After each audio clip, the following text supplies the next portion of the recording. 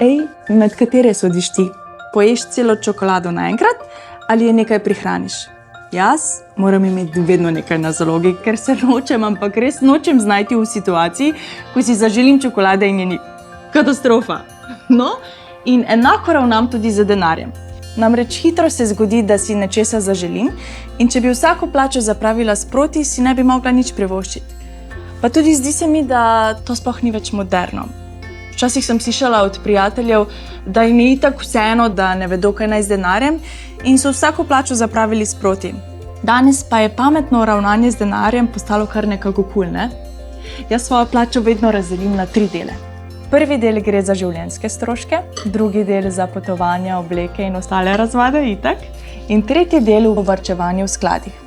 Tako imam vedno nekaj na zalogi, nekaj se plemeniti, preostanek pa seveda zapravim. Kaj misliš, a se ti zdi to kul način?